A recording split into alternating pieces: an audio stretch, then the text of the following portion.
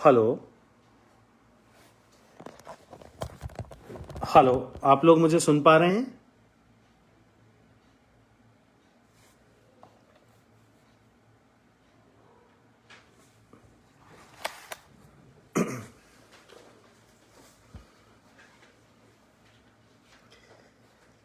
मुझे लगता है आप लोगों तक मेरी आवाज़ पहुंच रही होगी। तो मैं बातचीत करना शुरू करता हूं। कृपया एक मैसेज मुझे भेज दें कि आप लोग मुझे सुन पा रहे हैं, तो मुझे तसल्ली हो जाएगी।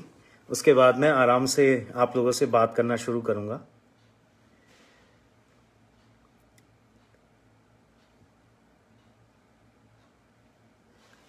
ओके।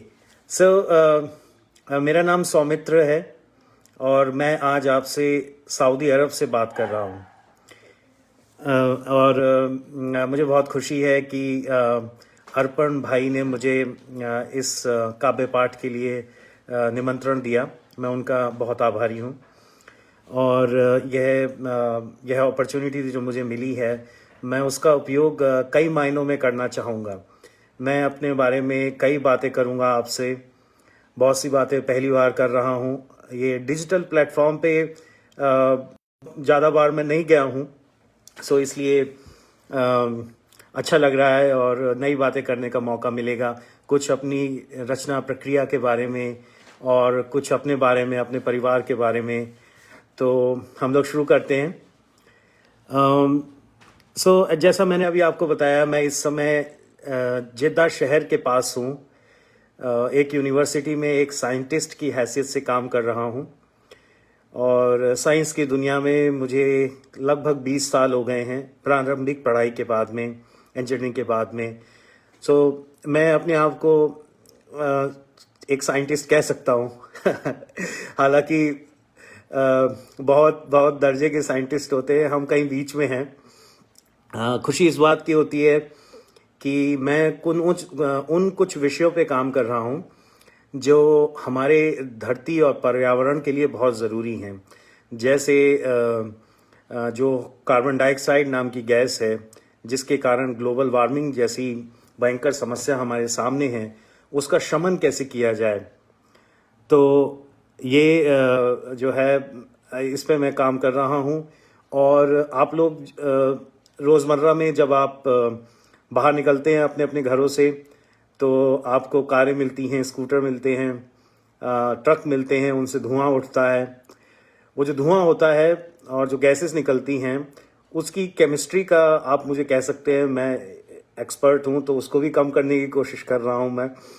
और इन सब चीज़ों के साथ में मैं कविताएं भी कर लेता हूँ थोड़ी बहुत। और काफ़ी वर्ष हो गए मुझे साहित्य में मेरी हमेशा से रुचि रही है। और यह मेरा थोड़ा सा परिचय है। मेरा जन्म मेरठ शहर में हुआ, एक बहुत ही ऐतिहासिक और बहुत नामी शहर है। महाभारत काल से हम लोग उसे जानते हैं, हस्तिनापुर के नाम से। उसके बाद उसमें बहुत परिवर्तन आए हैं, बहुत सारी चीज़ें बदली हैं। और आधुनिक काल में जो है वो 1857 का सैनिक विद्रोह 10 मई को वहाँ से शुरू हुआ था। जहाँ से वो विद्रोह शुरू हुआ था, उससे कुछ 100 मीटर पे एक कैंट अस्पताल है, वहाँ मेरा जन्म हुआ था।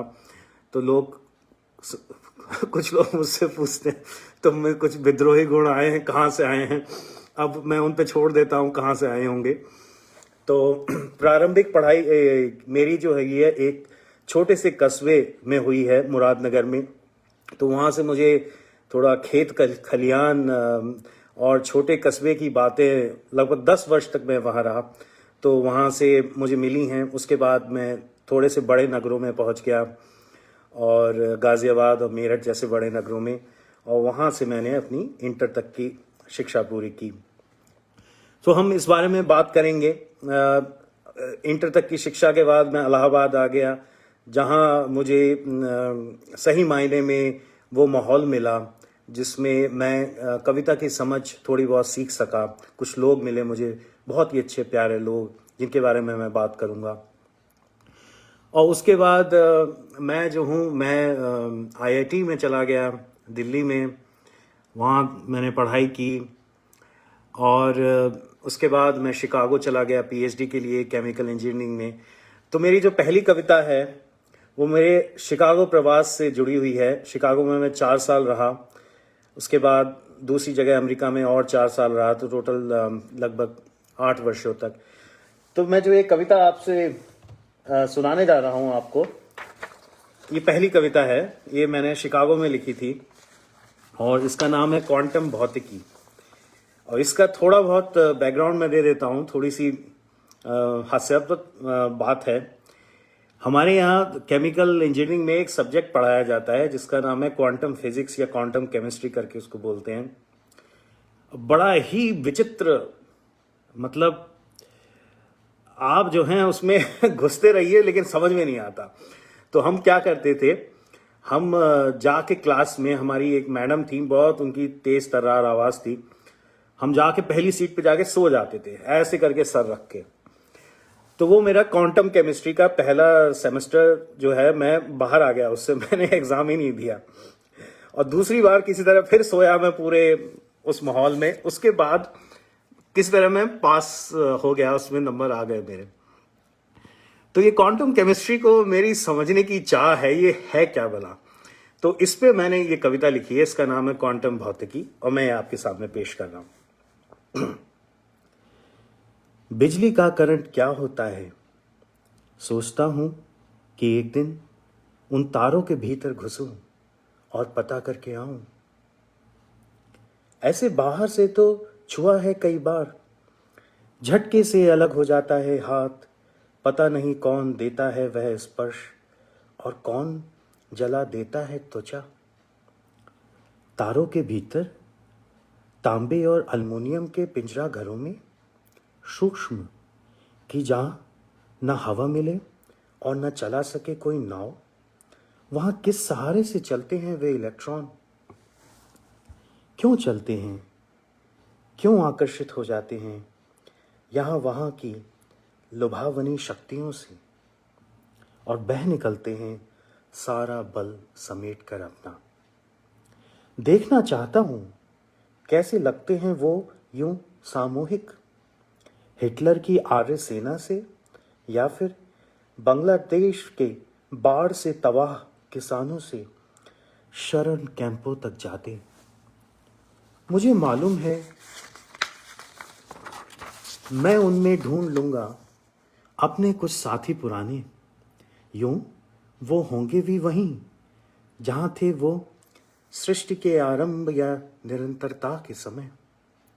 ऐसे में उस दुष्ट का भी ख्याल आएगा जो खुला छोड़ देता है नंगे तार इतनी पुरानी वायरिंग के, बिना कोई टेप चिपकाए, और टपक गिरूंगा मैं कहीं से कहीं भी, किसी झोपड़ी के बल्ब के पास या एसी की ठंडी हवा के नजदीक, किसी टेलीविजन की कोख से कि जिसमें चलचित्र हो उनका, जिनसे चकित रहता हूं मैं हमेशा वैसे ही। बिजली चले जाने पर हो सकता है कि ठिठक जाऊं मैं अंधर में, अपने पिंड की खोहों में भटकूं, अस्तित्व की संभावनाओं के बीच कभी कभार अंतर ध्यान होते हुए भी। तो ये मेरी पहली कविता थी। शिकागो प्रवास से ही जुड़ी एक और कविता है मेरी। आप में से बहुत से लोग बहुत विद्वान हैं, मेरा साइंस से ताला रहा है, साइंस से जुड़ा रहा हूं मैं, और मेरा अध्ययन दूसरी जगहों पर कभी कभी कम है। तो एक बहुत पिछली शताब्दी की बहुत बड़ी ऐतिहासिक शख्सियत हैं चे गुवेरा, और अब हमने उनके बारे में सिर्फ सुना था। हम अमेरिका पहुंचे तो वहाँ के पुस्तकालयों में जाते थे, वहाँ बड़ी बड़ी उनकी तस्वीरें देखते थे, उनकी इमेजेस, और जिसमें वो बड़े सुंदर, मोहक और क्रांतिकारी व्यक्तित्व के लगते थे। तो हम बहुत उनसे प्रभावित हो गए बिना कुछ जाने सुने ही उनसे।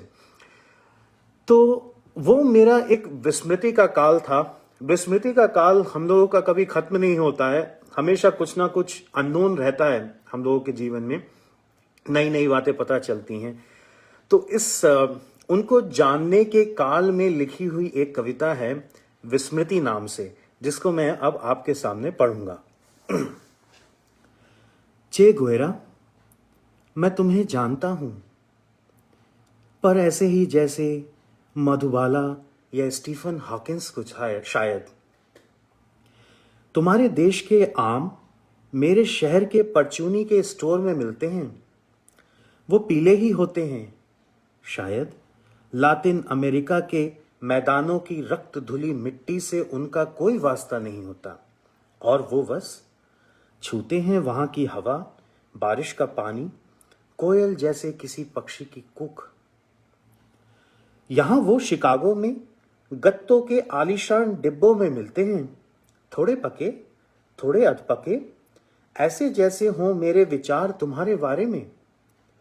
मैं तुम्हें भूल नहीं पाता हूं, हालांकि देखा है मैंने तुम्हें बस बार्डर्स और बार्न्स एंड नोवेल जैसी किताबों की दुकानों पर। कौतूहल जगाते तुम्हारे पोस्टर, कॉफी मगों पर चित्र और महंगी सजावट वाली तुम्हारी जीवनी से भरी उन किताबों की जिल्द पर। तुम उनमें बहुत क्रांतिकारी से लगते हो, शायद वैसे होगे भी, पर यहां अमेरिका में तुम्हें कौन पढ़ता है? क्या तुम यहां के हितैषी थे या यहां के विरोध में खड़े थे? मैं इतिहास में बहुत कमजोर हूं, क्रांति के नाम पर और भी ज्यादा।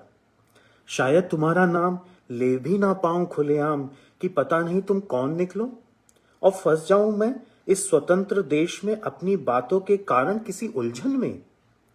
पर परचून के इन दुकानों में इन आमों को देखकर मुझे एक महाद्वीप की याद आती है, जिससे सिर्फ नाम को परिचित हूं मैं। विस्मृति और अज्ञानता के इस दौर में मुझे तुम्हारी झलक शायद मैंगो स्मूथी के उस बर्फ से भरे गिलास को छूने तक ही आएगी। मैं बाहर की ठंडी बूंदों को किसी तीसरी दुनिया के मुल्क के लोगों के आंसू नहीं समझूंगा, ऐसा मेरा वादा है। तो मैंने अभी 2 कविताएं पढ़ी हैं आपके सामने, और इसके बाद मैं कुछ और कविताएं आपके सामने पेश करूंगा।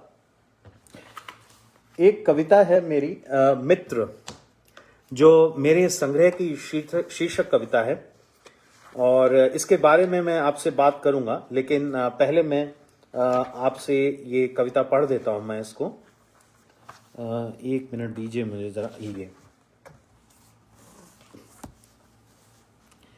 मित्र, मुझे समुद्र के पानी से मुंह धोने का बहुत मन होता है। ऐसी इच्छा होती है कि देर तक नमक के थपेड़ों से चेहरे को सेकता रहूं। मुझे लगता है जैसे सागर के भीतर बहुत सारे लोग रहते हैं। नदियों में घुली अस्थियां अंततः वहां ही तो आती होंगी। आते आते सब बदल गई होंगी नमक में। अक्सर मैं उन सब से बातें करना चाहता हूं।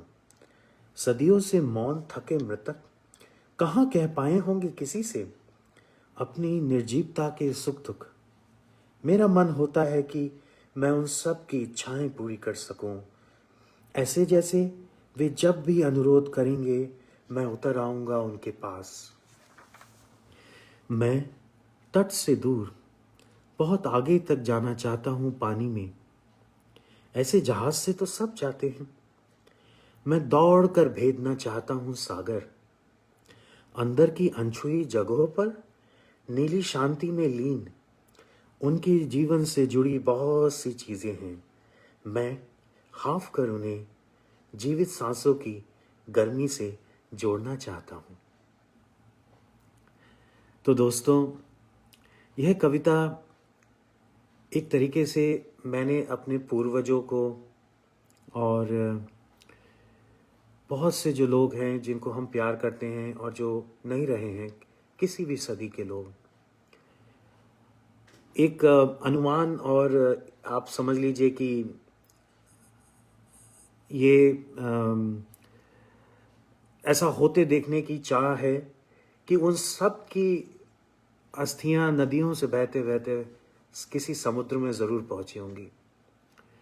तो जब मैं समुद्र का पानी छूऊंगा और उसको अपनी आँखों से छू लगाऊंगा तो ऐसा मुझे लगेगा जैसे मैंने अपने किसी पूर्वज को स्पर्श किया है और मैं उनके जीवन में दोबारा चला जाऊंगा, उस जीवन में जहाँ वो राख के कणों के रूप में समुद्र की गहराइयों में नीली शांति में कहीं गुम है।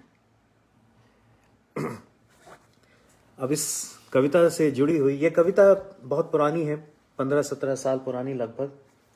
इससे जुड़ी हुई एक कविता मैंने हाल में लिखी है और मुझे लगता है वो इससे आगे की कविता है। आप लोग बताएंगे। मैं ये कविता पढ़ देता हूँ आपके सामने पहले।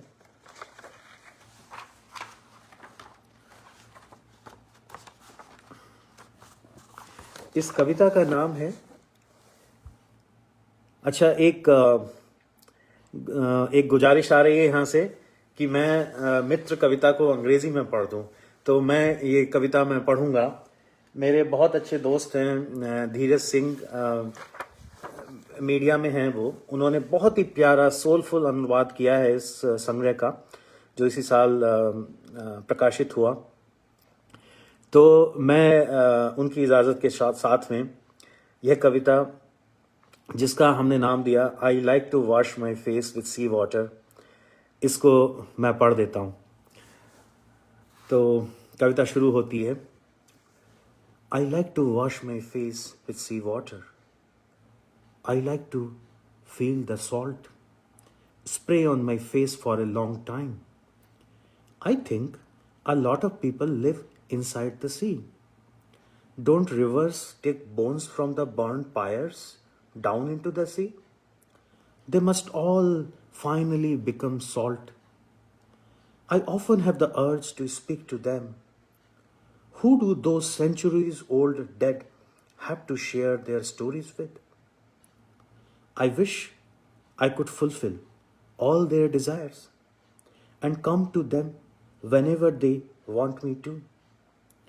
I want to go far away from the shore into the sea. Many have sailed there on ships, but I want to run and reach its untouched parts where they are sleeping in blue silence. There, I want to touch the things from their old lives with my warm living breath.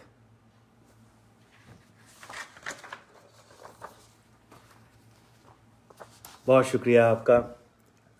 और मैं अब ये दूसरी इस जुड़ी हुई कविता का पाठ आपके सामने करूंगा और इसके बाद मैं थोड़ी बहुत बात रचना प्रक्रिया के बारे में भी करूंगा। यह कविता और मित्र कविता मुझे लगभग 5 से 10 मिनट लगे हैं लिखने में और ये दोनों कविताएं मुझे प्रिय हैं। कुछ मायनों में अच्छी भी बन गई हैं, शायद आपको भी पसंद आई हों। लेकिन कुछ कविताएं मैं ऐसी भी सुनाऊंगा आपको जिनको लिखने में मुझे 15 से 20 साल लगा है, लेकिन वो बन गई हैं। तो रचना प्रक्रिया एक ऐसी कॉम्प्लेक्स चीज़ है जो आपके दिमाग से खेलती है और हम में से बहुत से लोग जो साहित्यकार हैं, कलाकार हैं, वो इस बात को बहुत गहराई से समझते हैं कि कितनी जटिल ये चीज़ है। तो पहले मैं इस कविता को पढ़ देता हूँ, उसके बाद मैं वो कविता आपको सुनाऊंगा जिसमें मुझे कई वर्ष लगे हैं, फिर एक कविता सुनाऊंगा जिसमें 20 वर्ष से भी ज़्यादा लगे हैं लिखने में। तो इस कविता का शीर्षक है जल यात्रा। मैं एक सीप पर बैठकर समुद्र यात्रा करना चाहता हूं। भीतर छिपे घोंघे के मुलायम कंधे पर सर रख सो रहना चाहता हूं देर तक, उतनी देर जब तक किसी नई बूंद के छिटके हुए जल से प्लावित मेरी चेतना मुझे नींद से ना उठा दे। बंद रहूंगा मित्र के साथ, खाली समय में देखूंगा कैसे बनता है मोती। कौन कारीगर चला आता है ऐसी गुप्त जगह और अपने हुनर से तलाश देता है पानी। जब मन करेगा मैं बाहर धूप तापूंगा, बिना किसी छाया से बाधित अपार धूप सागर के थल पर फैली। कभी मछलियों को छू आऊंगा नींद में कभी बहुत गहरे पानी में उतरकर निहारूंगा आदिम वनस्पति और जीव। फिर लेटा रहूंगा देर तक अपनी सीपी के भीतर। कहते हैं जब हवाएं उसके भीतर पहुंचती हैं तब वह छज छज बजती है।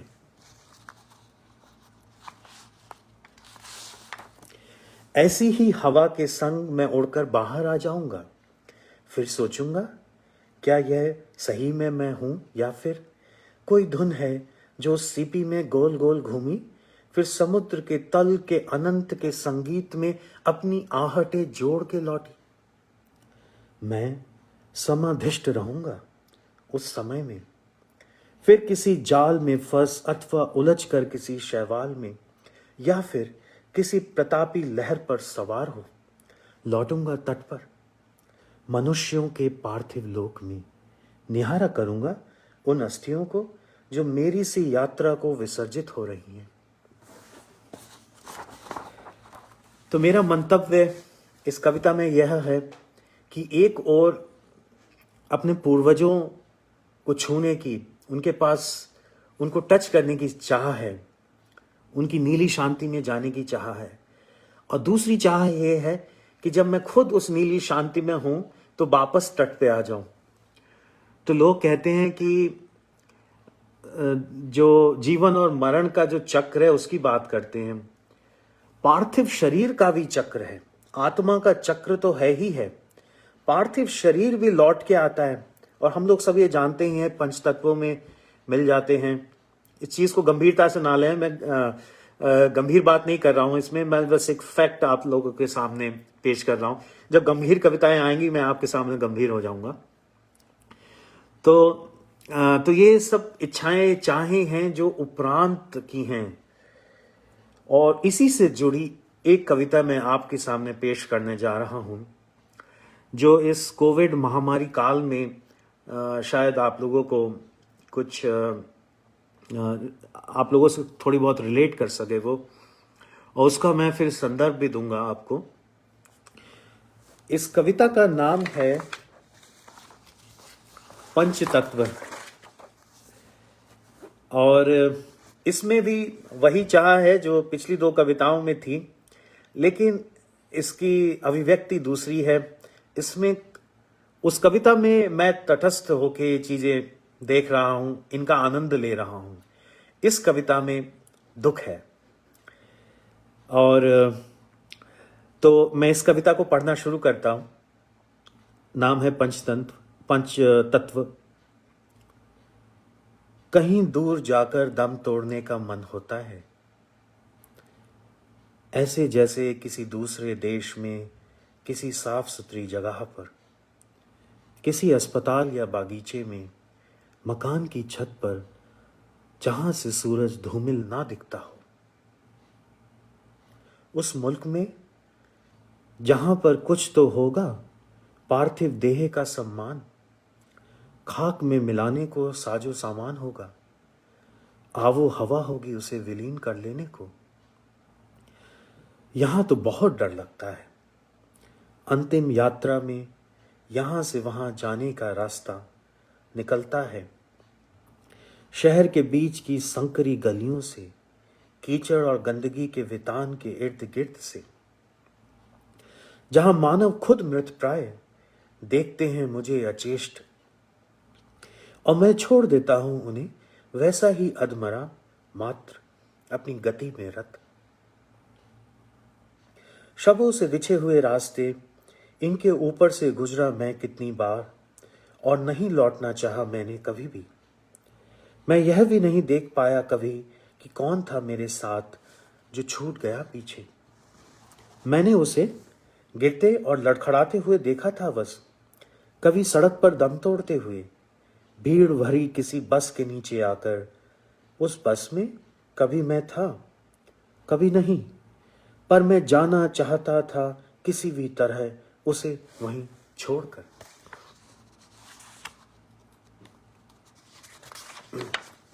दूर मेरा दम घुटता है, मुझे पता है मेरी उम्र कम हो चली है। कोई कहता है मेरे खून में कुछ तो कालिक होगी, वरना इतने धूल के गुवार इतनी उमस में घुलकर मेरे भीतर का रंग चितकबरा सा कैसे नहीं कर चुके होंगे। मैं आजिज आ चुका हूं, पर सोचता हूं यमुना के घाट के किनारे मुरझाए हुए फूलों और सीवर के पानी के बीच अपनी अस्थियां देखकर कितना और व्यथित हो जाऊंगा मैं। मुझे कुछ तो जगह चाहिए कि मैं मुक्त होने के लिए पैर जमा कर सकूं, उड़ सकूं दूर आकाश में अकेला। दूर होना यदि इतना सरल होता तब यह चाह नहीं होती इतनी गहरी।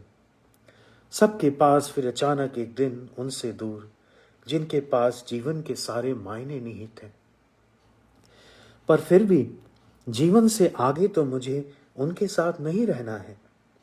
ऐसे में एक आग्रह तो बनता है, संबंधों के नाते जरा बहुत शांति की अपेक्षा में वे कुछ कर सकते हैं क्या मेरे लिए, मेरी अंतिम इच्छा मानकर। वे मेरे लिए ढूंढने निकल सकते हैं कोई निर्मल स्थान। वे मुझे कहीं किसी दूर तक फैली हरी घास में फैला सकते हैं, अथवा किसी नदी के सबसे अगम स्थान पर पहुंचाकर शुद्ध जल से आचमन करवा सकते हैं। वे चाहें तो हेलीकॉप्टर से मेरी अस्थियां हिमालय के ऊपर ले जाकर बिखरा सकते हैं उन्हें, पर टूटते तुषार नद मुझे वापस वहीं ले जाकर घोल देंगे जहां फैक्ट्रियों का तेजाब ढोती नदियां उन्हीं मरघटों को धोती हैं जहां वे मुझे जला सकते थे, वैसे ही बिना अधिक प्रयास किए, बिना शहर को छोड़े, पर जहां मैं इतनी भारी वितृष्णा में भरा नहीं हो जाना चाहता विलीन।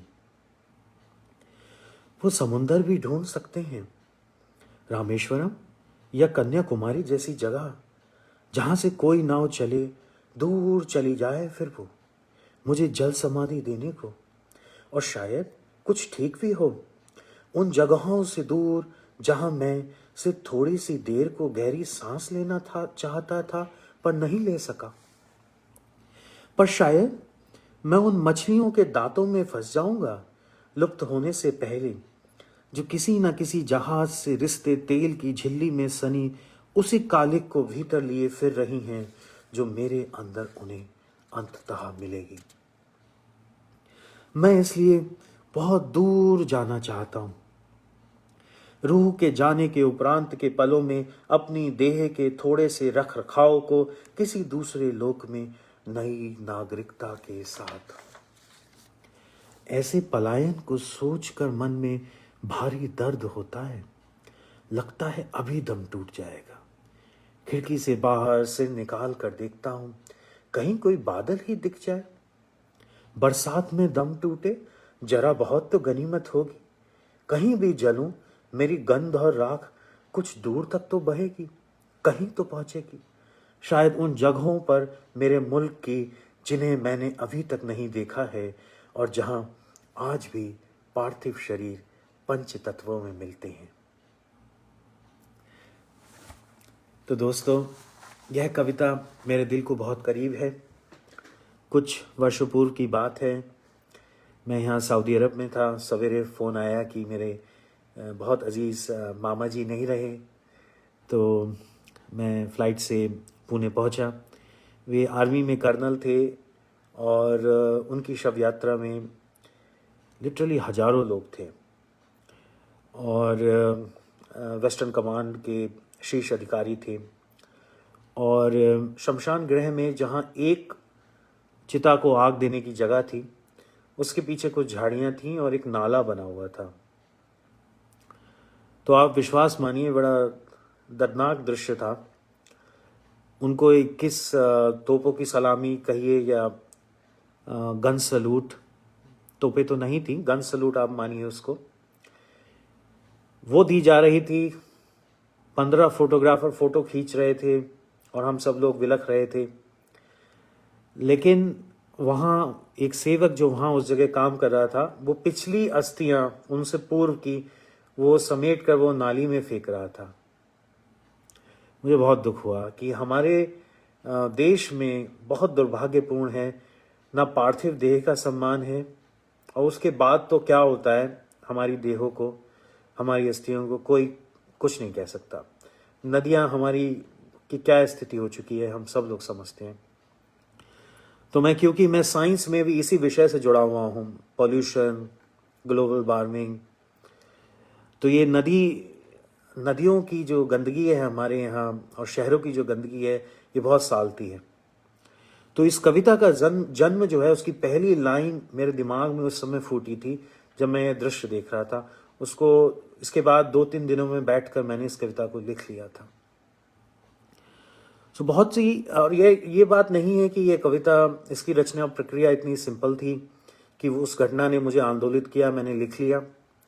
इसमें जो बातें हैं वो वर्षों की देखी हुई बातें हैं कि हमारे यहाँ किस तरह से व्यवहार होता है जब कोई व्यक्ति जो है नहीं रहता उसकी देह के साथ, तो उनको मैंने जोड़ने की कोशिश की। तो ये कविता, इसके बाद मैं संवाद को आगे बढ़ाऊंगा आपसे। मैं समय का भी अंदाज़ा ले लेता हूँ, कितना समय है मेरे पास। अभी करीब 20 मिनट का समय है मेरे पास। तो मैं आपको कुछ और प्यारी कविताएं सुनाता हूँ। एक कविता है मेरे गुरु, मेरे बहुत ही अजीज मित्र श्री हरि भटनागर को बहुत पसंद आई, और उस कविता का नाम है गमन आगमन। तो इन कविता में भी आपको मैं कोशिश करता हूँ मेरी वैज्ञानिक दृष्टि कुछ तो पहुँचे कविता के माध्यम से, एक कला के रूप में। तो इस कविता में भी मैंने एक पेंडुलम, एक या पर्दा जो है वो जिस तरह से हिलता है हवा में, पीछे जाता है फिर आगे आता है, उसको ध्यान में रख के ये कविता मैंने लिखी है। तो मैं इस कविता को सुनाता हूं आपको। गमन आगमन। जब भी मैं तुम्हें देखता हूं, एक बहुत लंबे और चौड़े काले पर्दे के सामने तुम्हें पाता हूं। यह पर्दा धरती से उठता हुआ आकाश छूता है और फिर किन्हीं बादलों में जा गुम हो जाता है। उगड़ी हुई हो तुम, सिमट कर बैठी हो सामने। जब उठ के चलना चाहती हो तब यह पर्दा जोर जोर से हिलता है। इसकी खंदक नुमा गहराइयों में हवा उतर कर बैठती है और तुम्हें समूचा छूकर वापस अपने लोक में चली जाती है। तुम पीछे खिंच जाती हो। कभी लगता है कि तुम्हें सर्दी लग रही होगी। किसी भी क्षण तुम वह पर्दा एक चादर की तरह ओढ़ लोगी। यह चादर भी इतनी बार लिपटेगी तुम पर कि तुम बीच सी हो जाओगी और चादर पृथ्वी की तरह कोई गेंद। फिर यह एहसास होता है कि मैं तुम्हें खो रहा हूं। ऐसे जैसे यह चादर तुम पर और परतों में लिपटती है। तुम एक गहरी कब्र में अंतिम निद्रा को जा रही हो और सारी उम्र लगाकर भी मैं तुम्हें इस चादर की तहों से नहीं निकाल पाऊंगा। पर्दे के फड़फड़ाने को देखता हूं मैं, जिसकी छाया में अब तुम मुझे एक मुखर आकृति सी लगने लगी हो, क्लांत अंधेरे में भी। हवा का झोंका फिर उन गहराइयों में गया और फिर जैसे पर्दे को देर तक ठहरा के लौटा। इस बार जब पर्दा गिरा तब उसने तुम्हें भूमि से उठाकर मेरे समीप धकेल दिया। तुम मुझ में मिल गई जैसे किसी प्रबल प्राकृतिक जल प्रपात से गिरी तुम। मैं तुम्हें आलिंगन में लिए हूं अब। काले पार्श्व में हम रोशनी के बिंदुओं से दमकते हैं, पर हम पर गिरती रोशनी कहां से आ रही है उसका पता नहीं चल रहा है। तो दोस्तों, इस कविता में कई बातें हैं, मैं ये आप पे छोड़ता हूँ। आप इसमें कौन सी बात जो है उसके माने के, उसके अर्थों में आप लेना चाहते हैं। तो मैंने अभी थोड़ी देर पहले आपसे कहा था मैं एक कविता आपको सुनाऊंगा जिसको तैयार होने में 20 साल से भी ऊपर लगे। इसके पहले नोट्स मेरे पास 97-98 के हैं और उसके बाद ये कविता मैं कुछ लिख सका, आप समझिए 2-3 साल पहले, 3-4 साल पहले। और इस कविता को मैं आपको सुनाता हूँ और इस कविता का संदर्भ बहुत ही स्पष्ट हो जाएगा पहली 2-3 लाइनें पढ़ने के बाद में। एक बहुत ही व्यथित, परेशान और डिस्टेबल, अनस्टेबल, परटर्ब करने वाली चीज़ जो रोज़ाना होती है वो है महिलाओं के प्रति भारत में जो माहौल है, जो ब्रुटैलिटी होती है, जो हिंसा होती है, वो इतनी कठिन है उसको जज्ब करना और इतनी गलत है। वो क्यों हो रही है, क्यों नहीं रुक रही है, इसका सवाल हम लोगों को सबको अपने बड़े बड़े आकाओं से पूछना चाहिए, जो सारे दिन टीवी पे बैठे रहते हैं और बड़ी बड़ी बातें करते हैं। जबकि भारत जो है विश्व में सबसे खतरनाक जगह है महिलाओं के लिए, ऐसी रिपोर्ट्स हैं। और कोई चिंता नहीं है, जो लोग हिंसा करते हैं उनके लिए 3, 4, 6 साल की बच्ची है या कोई वृद्धा है, उससे कोई फर्क नहीं पड़ता। तो ये हिंसक प्रवृत्ति कहां से आई हमारे भीतर? ये जरूर हमारा कल्चर है, हम इससे भाग नहीं सकते। हम कह सकते हैं हमारा कल्चर इतना ग्रेट है, इतना महान है, पर ये कहां से आ रहा है? इतने सारे लोग, इतने सारे आदमी घंटों बेसिस पे महिलाओं के साथ अत्याचार कर रहे हैं। ये कल्चर नहीं है और क्या है? हमको अपने गिरेबान में झांक के देखना चाहिए जब हम अपनी तारीफ करते हैं कि ये हमारे भीतर जो ये कैनिबाल बैठा हुआ है, आदमखोर बैठा हुआ है, ये कहां से आया? तो उसी क्षोभ से उपजी हुई ये पीड़ा से जनित ये कविता है और इसके नोट्स बहुत पुराने हैं। यह विषय जो है ये ना कभी खत्म हुआ है, बहुत संभावना है बहुत आगे तक जाए, क्योंकि कोई सीरियस नहीं है इसको टैकल करने के लिए। तो इस कविता का नाम है सखा और ये कविता किसी के लिए नहीं, सिर्फ मैंने अपने लिए लिखी है, अपने को सांत्वना देने के लिए। मैं कविता पढ़ना शुरू करता हूं। ओ गरीब गुरबा की लड़की, देख रहा हूं तुझे, छिजी हुई टुकड़ों में बटी, धूल में लिपटी। देह धोके ले जाना चाहता हूं तेरी, अपने दोनों हाथों में उठाकर महाब्राह्मणों के घाट तक, परित्यक्त दुनिया के बीच एकांत में, अंतिम वास में धुली वंदन को। तेरे वस्त्र दान में नहीं दे सकूंगा, मैं वापस सी ही नहीं सकूंगा उन्हें, ऐसे ही जैसे नहीं एक कर पाऊंगा तेरे इतने सारे अंग, पोस्टमार्टम वाले सूजे से भी बखिया करके रात भर। तू भी चल यूं ही इस गठरी से जा पसर जा, लकड़ी के उस गट्ठर पर, और फुक जाने दे शरीर। क्या करेगी अब इसका, किसी काम का ना रहा, कहीं मिट्टी में मिल रहेगा तो हल बैल चल के इससे बीज उगा लेंगे। पानी बरसने पर किसी फल का गूदा हो जाएगी तू, चिड़िया जिसे चक्कर मीठा कर देगी एक दिन। अभी क्या, बहुत ही हताहत हो गई है तू।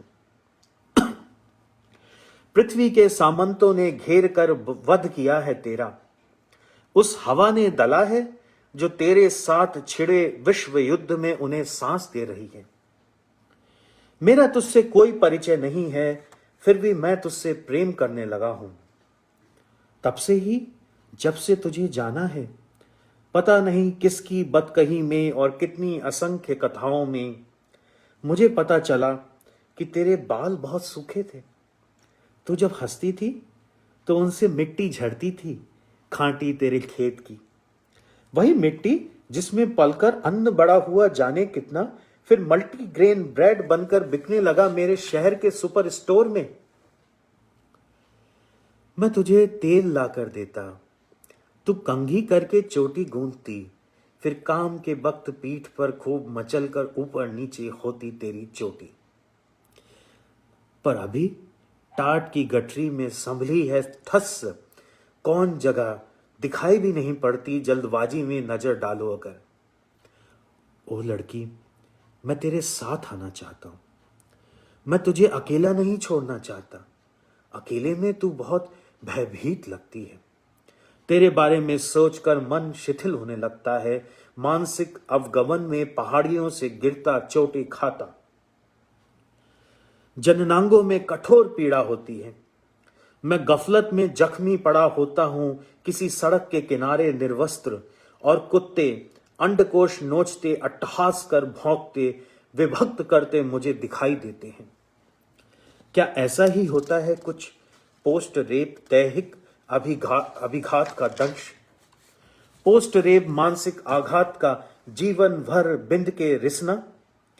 पोस्ट पोस्ट मेरी दोस्त, तुझे यूं मृत देख मैं क्या करूं? इन सब से दूर मुक्त तू, पर मैं लोक और मन बचाने अपना ढूंढ रहा हूं कोई रास्ता। दुह स्वप्न से वापस आने का क्या प्रेम में कोई ऐसा रास्ता है, अथवा मृत्यु में, अथवा बीच में ही कहीं? मैं सड़ जाना चाहता हूं तेरी इस देह के साथ, और कुछ नहीं समझ आता सच्ची। सोचता हूं रेल की पटरी पर बिछ जाऊं बगल में, लौट जाऊं बाद में घास पर अपने सारे टुकड़े सजाकर, या फिर मन करता है कि भिगो लूं खुद को कोलतार में और नग्न होकर दौड़ूं काली लपटें उठाकर गांव भर के सामने। किसी को दया आई तो लटका देगा मुझे भी पेड़ पर और हर लेगा अंतिम दुख, और मैं भी तैयार हो जाऊंगा यौन तहकीकात कराने को अपने शरीर की खुरचन की। मैं बस किसी भी तरह तेरे साथ रहना चाहता हूं कि किसी दिन तुझे छूकर पुनर्निर्मित कर सकूं तेरी पीड़ा किसी श्राद्ध सी याद में, अपने जीवन के शुद्धि यज्ञ हेतु। मैं तुझे ढूंढना चाहता हूं तेरी इस देह के उपरांत हर उस जगह जहां तू हो सकती है। यात्रा पर निकलना चाहता हूं, यदि निकल सका तो शमशान घाटों में हर एक चिता की एक एक लकड़ी उठाकर पहचानने की कोशिश करूंगा तुझे। भावों के संदेश नोट कर लूंगा अपनी डायरी में। मिट्टी उखाड़ूंगा सारे मुल्क की कब्रों की, रंज के रेखा चित्रों के अभिलेख उकेर दूंगा मजारों के पत्थरों पर। न जाने तू कहां मिल जाए अब अपने किस प्रतिरूप में। नदी में उद्गम से मुहाने तक तैर के देखूंगा, एक एक शब्द को पलट के तस्वीर लूंगा उनके चेहरे की, इच्छाएं पूछूंगा अतृप्त।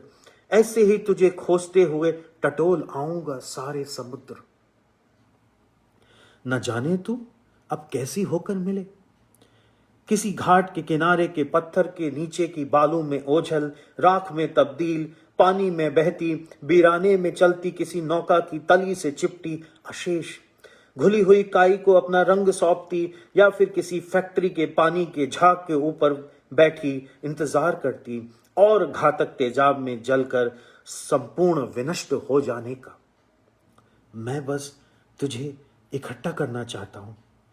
बातें, संदेश, अनुग्रह, चिंताएं, हंसी, संबंध, पीड़ाएं, सौभाग्य, हतभाग्य, पुकारें और स्वर सभी संजोकर पृथ्वी पर हर जगह जाकर संग्रहालय निर्मित करना चाहता हूं, ताकि कुछ तो बचा सकूं तुझे आने वाले समय के लिए।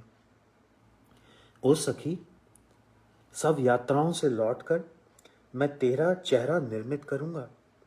जानता हूं नहीं वापस बना पाऊंगा सुघड़ा रूप, फिर भी प्रार्थना सी कुछ करना चाहता हूं तेरी तस्वीर सामने रख। क्या तू कभी लौट सकेगी किसी और जन्म में, शांति से जी सकेगी इस लोक में, अपने आसपास सांस ले सकेगी भय मुक्त अपने घर में, अपने धर्म में मिलेगी जगह तुझे, मिलेगा स्नेह और साथ, या फिर अनंत तक इस महायुद्ध में होती रहेगी हताहत। नहीं जानता, नहीं जानता, पर आज मैं तेरी जाती हुई रूह को रोकना चाहता हूं। अपनी रुंधी पुकार से बताना चाहता हूं कि तेरी ओर से लड़ने वालों में एक सिपाही और बढ़ गया है। मैं तेरे लिए इंसाफ मांगने निकलना चाहता हूं और कालांतर तक रहना चाहता हूं उसी मनोदिशा में। कालांतर तक रहना चाहता हूं उसी मनोदिशा में। शायद इसी में मेरी आत्मा की अंतिम शांति निहित हो। शायद इसी में मेरी आत्मा की अंतिम शांति निहित हो। तो दोस्तों, यह वह कविता थी जिसे मैं आपको सुनाना चाह रहा था। और अर्पण भाई, यह एक उदाहरण है रचना प्रक्रिया हम सब लोग जिससे गुजरते हैं, आप में बहुत सारे लोग, जहाँ समय जो होता है वो उसका कोई महत्व नहीं होता। कविताएं जो है हमारे भीतर से निकलती हैं, कॉन्शियस माइंड से आख्यान निकलते हैं, निबंध निकलते हैं। जैसे एक चित्रकार चित्र बनाता है, वो कूची फेरता जाता है और आकृति उभरती जाती है। मैंने पूछा था एक बड़े चित्रकार से, उन्होंने कहा मैं कुछ नहीं करता, भगवान करवाता है। और उनका, आप उसको भगवान कह लीजिए या अंतस्थल कह लीजिए, सबकॉन्शियस कह लीजिए, कुछ भी कह लीजिए। तो कविता का भी वही स्थल है, भीतर की अंतरधारा जो बहने लगती है अकारण ही, और कई बार बहुत सारे कारणों के बावजूद भी उसमें से एक बूंद भी नहीं फूटती। तो अब मेरे पास लगभग 5 मिनट हैं, तो मैं ऐसा करता हूँ कि कुछ छोटी कविताएं एक दो आपको सुना देता हूँ। अच्छी कविताएं हैं और थोड़ा माहौल भी थोड़ा सा लाइट हो जाएगा उनसे। एक कविता है जी, मैं ढूंढ लूँ दोस्त जी। ये कविता मैंने पिछले दिनों सुनाई थी कुछ दोस्तों को, उन्हें पसंद आई। हल्की फुल्की निर्भर कविता है। मेरे सफ़ेद कुर्ते पर हल्दी का एक छींटा है, मेरे सफ़ेद कुर्ते पर हल्दी का एक छींटा है। मैं कभी किसी ठिठोली में किसी से बचकर भाग रहा था, तब उसने हल्दी के हाथों से मेरे कुर्ते पर पीछे से धप्प करना चाहा था, पर मैं भाग निकला और उसके हाथ की हल्दी भरसक छिटक कर भी बस एक ही छींटा दे पाई। वो पीछे भागी थी पर पीछे छूट गई थी। मैं आगे भागता रहा और बहुत आगे निकल गया, पर अपने कुर्ते पर वह छींटा ले आया। सालों बाद भी अलमारी में हैंगर पर इस्त्री किया वह कुर्ता और उस इस्त्री का भान। मैं दूल्हा नहीं था उस रोज, बस यूं ही खड़ा हुआ था मित्र के साथ। वह स्त्री कौन थी जो मेरे पीछे भागी थी? उसे क्यों लगा कि मुझे रंग दे वह? हाथ उसने अपने पीले कर लिए थे और मुख मेरा वो पीला करना चाहती थी। वो कौन थी? कितनी बार उसका ख्याल आता है, आंखों के सामने का दृश्य पीला हो जाता है। कदम भी ठिठक कर गच्चा देने को तत्पर हो जाते हैं, स्मृति में उसका चेहरा उभरते ही। तो मेरी पत्नी भी ये कविता सुन रही है, तो मुझे अपना चेहरा नीला होने का भी डर है कुछ देर में। तो मैं देखता हूं मेरे पास समय कितना है। थोड़ा सा और समय है मेरे पास। मैं एक कविता आपके लिए अंग्रेजी में पढ़ता हूं, मैं शायद तब तक पूरी हो जाएगी वो। इस कविता का नाम है डस्ट, धूल। After all the storms, when the winds have stopped, then you see the dust settle down on everything. Then anywhere you run your finger over, a line is drawn, a picture is made. Sometimes it's a face, sometimes a name, or even a song, and then a whole scene. The sap of stories from many side-by-side lives gets imprinted in a script of dust on that place. Whenever a big storm passes, it leaps behind dust like a thick coat of something. Then, on it, even a toothpick cannot draw a picture. It will merely make channels of fine dust particles whose banks cave in and fill up soon after. Then the fingers seeking to touch and draw a feeling or a story or a picture cannot reach the surface below the dust. Dust settles everywhere. It does that all the time, It settles after a storm. It settles without a storm. Many times it makes you forget the real color of things. Many times it colors things in a different shade. The dust on the potted plants that become dark brown, soaked in the morning dew, the dust vaporized from ghee lamps in the temple, which make the idol's flute and yellow dress turn different shades of black. The dust, the way it moves and its effect on things, is larger than the picture that it covers. The dust that flies off and dry ridges around standing crop indicates there is still time for the clouds to bring rain. The dust that entered through windows is a proof of the laziness of those living inside. The dust that settled on a rack of utensils speaks of patches on worn out clothes. When dust flies with abandon, the sky becomes blind. When it gets wet, the courtyard smells of water in an earthen pot. Dust is a huge, eternal, and powerful force. Dust is drawn to a place where a wise man has found the cheek to hide himself from the word so that he may think about it. Think about it. इस कविता के बाद मैं अपना आज का कविता पाठ समाप्त करता हूँ और मुझे बहुत खुशी हुई आप लोगों तक पहुँचने में। और अर्पण कुमार जी ने, मेरे साथी कवि, समकालीन कवि, बहुत अच्छा काम कर रहे हैं, हम लोगों को जोड़ रहे हैं, हम लोग जो दूर दराज दूसरे देशों में बैठे हुए हैं। तो मैं उनको धन्यवाद और साधुवाद देता हूं, उनकी पूरी टीम को जन सुलभ के लिए आभार मुझे यहाँ आमंत्रित करने के लिए। और मेरी इच्छा है मैं दोबारा आप लोगों से जुड़ूं, दोबारा मिलूं और दोबारा अपनी कविताएं पढ़ूं। और एक बहुत छोटी सी कविता के साथ मैं इस प्रस्तुति का अंत करना चाहूँगा। इस कविता का नाम है पुनर्जन्म। भूल होती है तो 2 बार काम करना पड़ता है।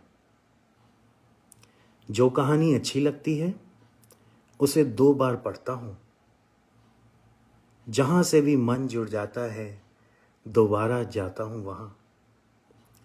गर्भवती औरतें 1 बार हंसती हैं पर आवाज 2 बार आती है। ऐसा न जाने उन्हें क्या अच्छा लगता है जिसे वे दोबारा सुनना चाहती हैं। सो इस पृथ्वी पर जो जन्म है बहुत कीमती, बहुत बड़ी चीज है। इसको संभाल के रखिए। धन्यवाद आप सब लोगों का।